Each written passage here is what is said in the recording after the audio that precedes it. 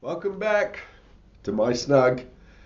This is David Oliver looking at another question straight from the lips of Jesus. Here's the question.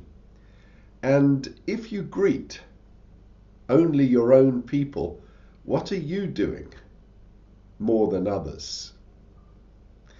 This is question number 3 in a string of 4 related questions. They're intentionally stitched together by Jesus in a profound teaching following the Sermon on the Mount. It surprised Jesus' listeners then, and I suspect it surprises you and me today with the staggering description of a different kind of behavior and lifestyle expected from his followers. And it does have to do with the fundamental change of heart, as we've seen. That's your heart and my heart.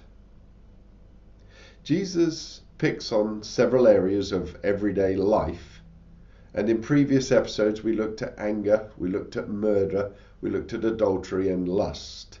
And Jesus also looked at an eye for an eye. You have heard it said, eye for eye, tooth for tooth. But I tell you, says Jesus, do not resist an evil person. If someone strikes you on the right cheek, turn to him the other one also. This is a mighty change of heart attitude which lays down our rights for the good of others. And in just one focused example of this big-heartedness, he says to you and me, fresh from heaven today, if you greet only your own people, what are you doing that's more than others? I wonder if you'd let me challenge you and me to think right now, especially of 2 areas in particular, church gatherings and social gatherings. The natural tendency, the easy thing, is to stay in small groups, chatting with some degree of comfort to those we know, our sort of people, our little group or clique. And can I encourage us then to be doing more than others and intentionally go looking for those who don't belong, who may be new, who don't fit, who may be socially awkward, and go greet them. Trust Jesus at that moment, as you probably feel ill-equipped, awkward, even a bit fearful.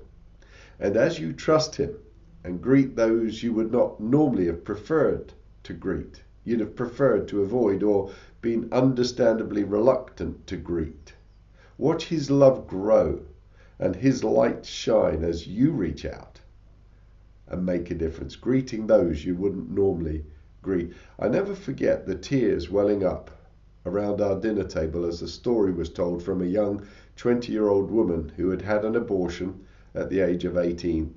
She'd never been able to tell anybody, even her own mother, and she had felt so desperately alone.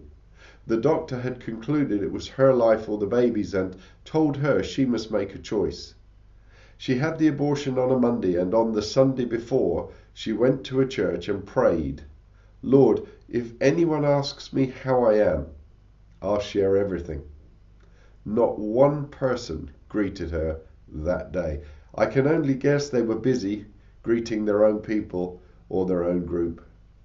Lord, would you help us to remember at our next church gathering or social gathering, large or small, to intentionally take the welcome of Jesus and greet those who are outside our own group. Take care. See you tomorrow.